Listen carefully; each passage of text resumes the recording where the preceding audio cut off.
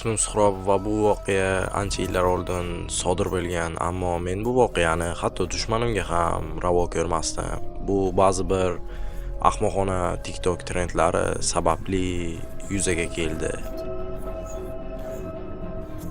Miya bilan uchrashayotganimga 3 oydan oshdi va biz har yakshanba kuni restoranga ovqatlanishga borardik. U o'z telefonida TikTok ko'rib o'tirar edi, men esa unga bir surpriz tayyorlayotgandim.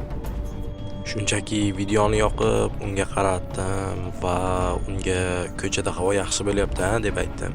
U esa biroz jahldor holatda "Ha, yaxshi, nima bo'ldi shunga?" deb aytdi.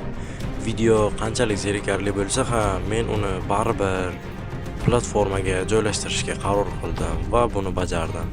Video uncha ko'p prosmotr yemayotgan edi va Miya meni uyimga tashlab ketgandan so'ng videoda juda ham ko'p kommentariyalar, 100 ming, millionlab prosmotrlar bo'lib ketdi. Lekin men kommentariyalarga e'tibor bermayotgandim hali. Va Miya soat kechki 7 larda menga yozdi. Nimaga bu videoni joylading? Hamma menga xunukligim haqida videoni tashlayapti. Men o'yladim, bu shunchaki menimcha u videoda qanaqadir ko'z yumilib qolgan, lekin ammo bu butunlay boshqa narsa edi. Yarim tunda tishimni tozalash bilan band edim va orada bir ikki kommentariyalarni ham o'qib turgandim. Ular shunchaki dahshatli kommentariyalar yozishar edi. Sening qizing o'limga o'xsharkan, sening qizing bunday, sening qizing bunday kommentariyalar yozishni boshlashdi. Men qo'rqib ketdim va Miyaga yozdim. Men bu videoni o'chirib tashladim. Iltimos, menga aloqaga chiq. Videoni tezda o'chirib tashladim. Suvni yopdim, ammo tishimni yo'l-yo'lakay tozalab ketdim. Shunda oldi eshik taqilladi. Men oldi eshikka borib, Miyani chaqirdim.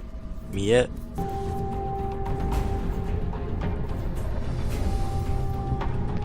qorong'uda u yanada dahshatli ko'rinayotgandi. U stolim ustidagi pichoqni olib menga tikilib turgandi.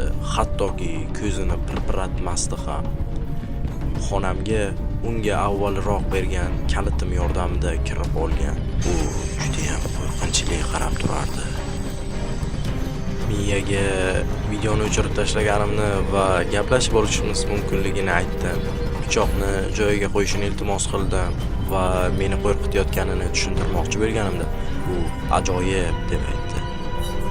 Va pichirlab shuni ham aytdiki, sen butun dunyoni meni nafratlanishini xohlaganing uchun bu videoni qo'ygansan dedi. U menga yaqinlashib kelardi, men esa orqaga tisarilardim.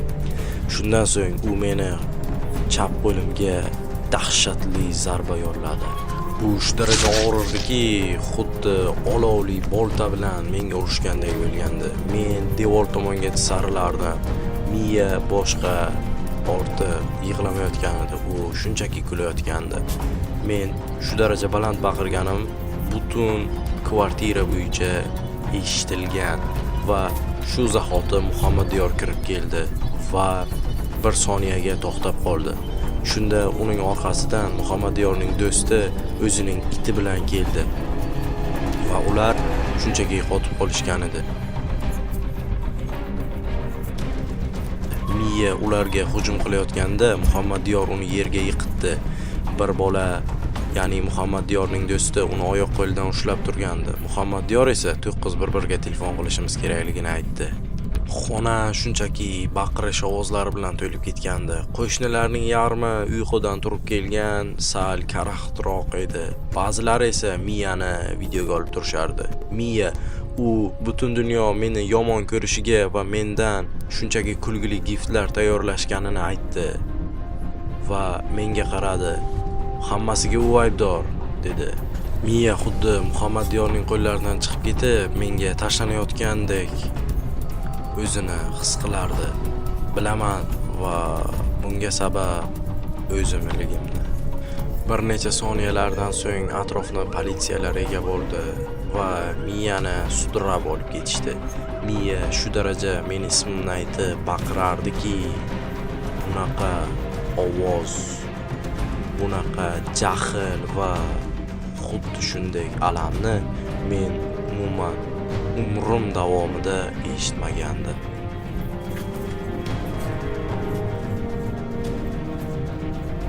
Doktor meni qo'limni bog'layotgan paytlarida men faqat uzr so'rardim.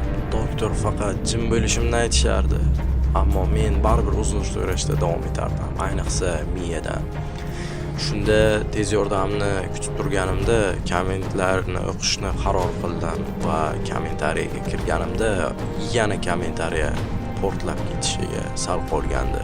Yangiliklarda esa oddiy bir TikTok trendi uchun qiz do'sti o'g'il do'stiga hujum qildi degan yangiliklar tarqalib ketgandi.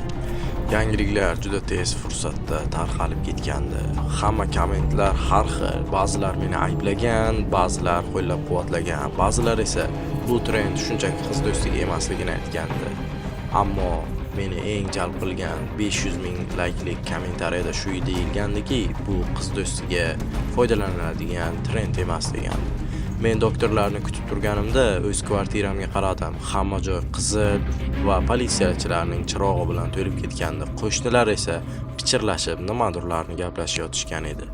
Haqiqat meni pichoq zarbasidan ko'ra qattiqroq urgandi va miya meni doim o'ldirishga harakat qilib keldi.